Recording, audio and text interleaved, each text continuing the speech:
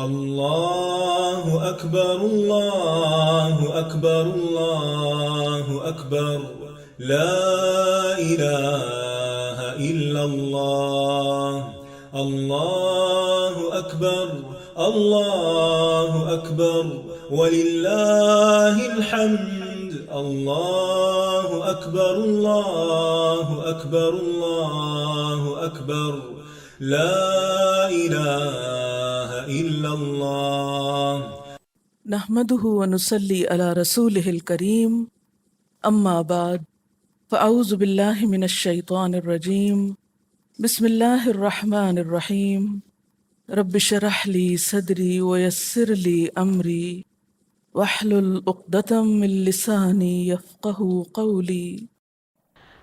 عام روزمرہ زندگی میں جب ہم خوش ہوتے ہیں تو ہم اکیلے بیٹھ کے خوش نہیں ہوتے، ہم اپنی خوشی کو دوسروں کے ساتھ شیئر کرتے ہیں، اپنے پسندیدہ لوگوں سے ملتے ہیں، ان کی کمپنی میں خوش ہوتے ہیں، اپنے پیاروں کو یاد رکھتے ہیں۔ ہم نے رمضان میں اللہ سے محبت کرنا سیکھی، کیا اس موقع پر ہم اپنے رب کو یاد نہ کریں گے؟ کیا اس کے بغیر ہی ہماری کوئی خوشی ہو سکتی ہے؟ ہرگز نہیں۔ رمضان ایک ہدایت کا موقع تھا، اختتام پر ہمیں اللہ کی بڑائی بیان کرنی ہے۔ اللہ اکبر لا الہ الا اللہ واللہ اکبر اللہ اکبر وللہ الحمد تکبیرات پڑھنی ہے۔ چاند رات سے ہی تکبیرات کا آغاز ہو جاتا ہے اور صبح نماز پڑھنے تک مومن اپنی خوشی کا آغاز، خوشی کے دن کی ابتدا اللہ سبحانہ و تعالیٰ کے حضور سجدہ کرنے کے ساتھ کرتا ہے، گویا عید کی نماز ادا کرنا وہ اپنے لیے لازم سمجھتا ہے۔ اور پھر یہاں یہ بات بھی یاد رہے کہ اگرچہ رمضان کا اختتام ہو رہا ہے، ایک نئی صبح طلوع ہو رہی ہے جو خوشیوں کی صبح ہے، نیا آغاز، نئی منصوبہ بندی، ایک بہتر انسان ہونے کا عہد، اور اس کے ساتھ ساتھ وہ اللہ کی بڑائی بیان کرتا رہتا ہے۔ عام طور پر یہ ہوتا ہے کہ جب انسان کوئی اچھا کام کر لیتا ہے تو اس کے نفس کے اندر کچھ غرور بھی آنے لگتا ہے کہ میں بہت بہتر ہو گیا ہوں۔ ٹھیک ہے، روزے رکھ کر، قرآن پڑھ کر، نمازیں پڑھ کر انسان واقعی بہتر ہوتا ہے، اس کا تزکیہ بھی ہوتا ہے، لیکن نبی صلی اللہ علیہ وسلم نے اس بات کو مینشن کرنے سے منع کیا ہے۔ آپ نے اس سے روکا ہے کہ کوئی شخص اس بات کا تذکرہ کرے کہ میں نے پورے روزے رکھے یا میں نے ساری نمازیں پڑھی۔ اور ہماری عام روزمرہ زندگی میں جیسے عموماً لوگ پھر بعد میں مقابلہ بازی کرنے لگتے ہیں کہ میں نے اتنے قرآن ختم کیے اور اتنا صدقہ خیرات کیا۔ یہ سب کچھ تو اپنے رب کے لیے تھا، ان میں سے کسی چیز کا ذکر نہیں کرنا چاہیے۔ عبادت کو جس طرح بھی ممکن ہو زیادہ سے زیادہ مخفی رکھنا چاہیے، اور جب انسان منہ سے بولنا شروع کر دیتا ہے تو ایک طرح سے اس کے اندر ایک بڑائی کا احساس بھی پیدا ہونے لگتا ہے۔ اس احساس کو ختم کرنے کے لیے بار بار تکبیرات دہرائی جاتی ہیں، اللہ اکبر کبیرہ والحمد للہ کثیرہ وسبحان اللہ بکرۃ واصیلا۔ اللہ بڑا ہے، بہت ہی بڑا، والحمد للہ کثیرہ، اور بہت کثرت کے ساتھ اللہ کی تعریف جس نے ان سب نیکیوں کی توفیق دی، اور وسبحان اللہ بکرۃ واصیلا، اللہ کی پاکیزگی بیان کرتے ہیں صبح بھی اور شام بھی۔ عید کی خوشیوں میں اللہ کو یاد کرتے کرتے، اللہ کی بڑائی بیان کرتے ہوئے، تکبیرات بلند کرتے ہوئے ہمیں اللہ کے بندوں کو نہیں بھولنا۔ نماز عید پر جانے سے پہلے ہمیں صدقہ فطر بھی ادا کرنا ہے۔ صدقہ فطر کیا ہے؟ نبی صلی اللہ علیہ وسلم نے اس کے بارے میں فرمایا، یہ روزہ دار کے لیے پاکیزگی کا ذریعہ ہے، یعنی روزے کی حالت میں اگر اس سے کوئی کوتاہی ہو گئی ہے، کوئی کمی بیشی ہو گئی ہے، کوئی بھول چوک ہو گئی ہے، کہیں کوئی ایسی بات وہ کہہ بیٹھا ہے جو نہیں کہنی چاہیے، تو یہ ان تمام چیزوں کو درست کرنے والی ہے۔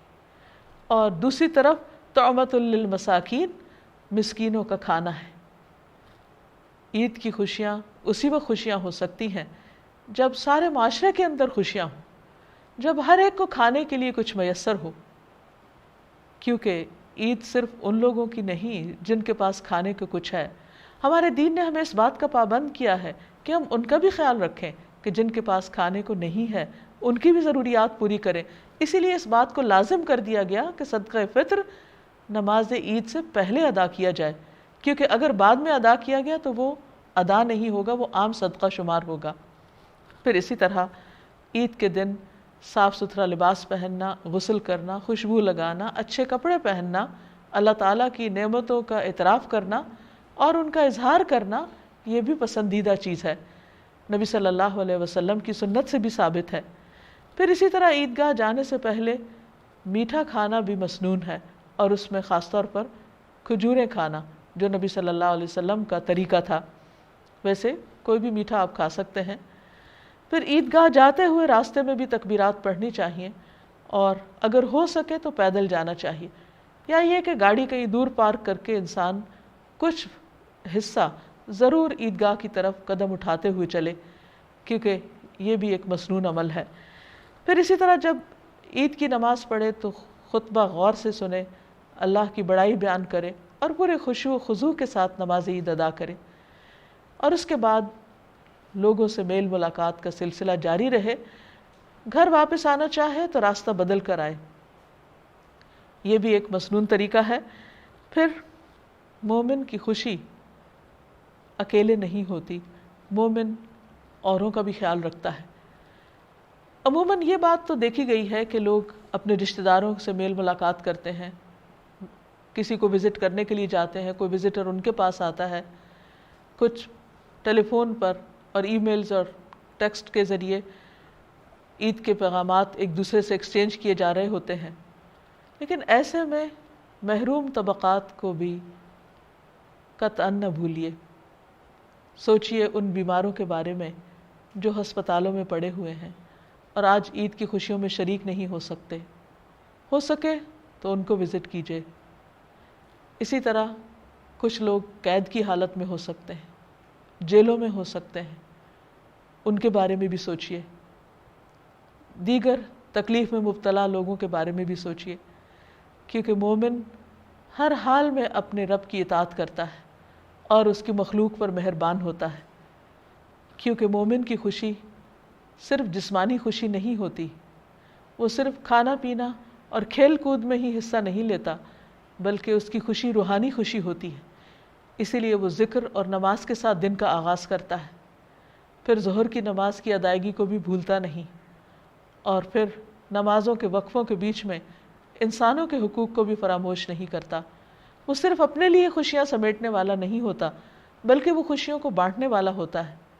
وہ اس سے بھی ملتا ہے جو اس سے نہیں ملتا، جو اس سے قطع تعلق ہی کرتا ہے وہ خود آگے بڑھ کر اس کو سلام کرتا ہے، اور یوں ہر طرف سلام سلام اور رحمتوں کے پیغام اور خوشیوں کے پیغام پوری فضا کو خوبصورت بنا دیتے ہیں، روشن کر دیتے ہیں، اور انسان اپنے غموں کو بھول جاتا ہے۔ ایک اور بات جس کا تذکرہ کرنا چاہوں گی وہ یہ ہے کہ انسان عید کی خوشی میں محو ہو کر اپنے کل کو نہ بھولے۔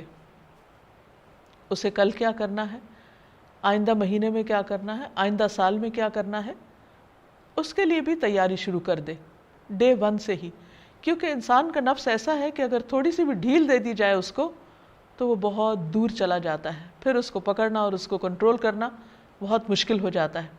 ناظرین، مجھے امید ہے کہ آپ ایک نئی ایمانی قوت کے ساتھ، نئے عملی حوصلے کے ساتھ زندگی کی جد و جہد میں داخل ہوں گے، کہ ہم سب کے سینے نور خدا سے روشن ہوں، مسجدیں اللہ کے ذکر سے آباد ہوں، گھروں میں تقویٰ ہو اور جنت کی تیاری جاری رہے جہاں ہمیشہ ہمیشہ کی خوشیاں ہیں۔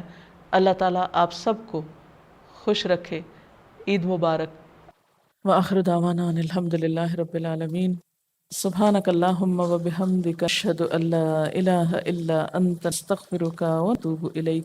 والسلام علیکم ورحمۃ اللہ وبرکاتہ۔ اللہ اکبر اللہ اکبر اللہ اکبر، لا الہ الا اللہ، اللہ اکبر اللہ اکبر وللہ الحمد، اللہ اکبر اللہ اکبر اللہ اکبر، لا الہ الا اللہ۔